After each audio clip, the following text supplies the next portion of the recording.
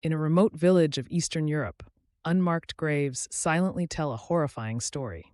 Local elders whisper about nighttime transports during the Soviet occupation.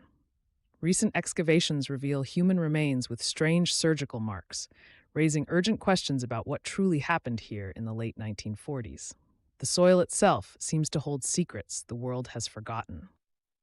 Recently declassified NKVD archives contain chilling references to Special Medical Objective Number 56. Coded reports describe atmospheric resistance tests conducted on prisoners between 1946 to 1949. Forensic analysis matches these dates to the mass graves.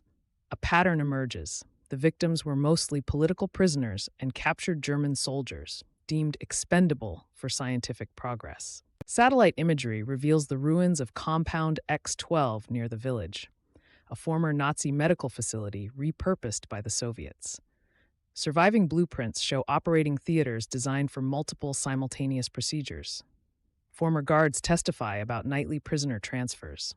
The facility's layout matches Japanese Unit 731 designs, suggesting knowledge transfer between these brutal programs. Now 92, former nurse Elena Petrova breaks 70 years of silence.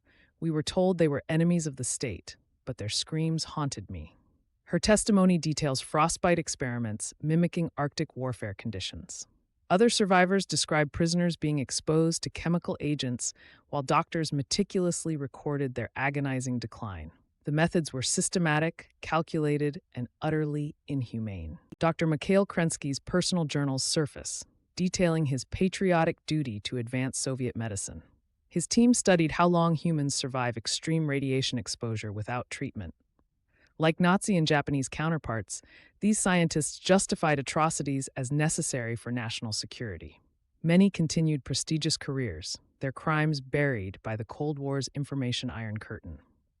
When international investigators demanded access in 1952, the Kremlin ordered all records destroyed. Witnesses were threatened or disappeared. Forensic historian Irina Volkova explains, they created parallel documentation systems. The real records went to Moscow, while sanitized versions remained locally. This institutionalized deception allowed perpetrators to evade justice for decades.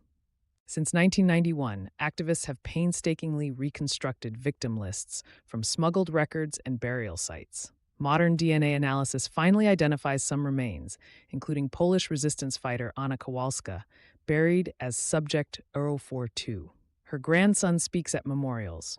The truth won't bring her back, but it breaks the chains of silence that enabled these crimes.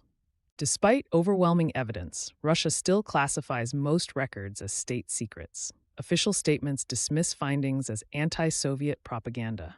Legal scholar Dmitry Sokolov notes, they fear compensation claims, but more importantly, they protect the lie that Soviet victory was morally pure.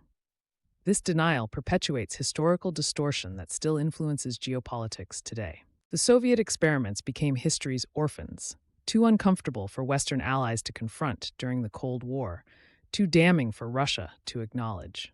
But as forensic technology advances, more truths emerge from the frozen ground. These victims challenge us to reconsider not just the past, but how easily we accept official narratives today. Their unmarked graves ask, what atrocities might we be ignoring now?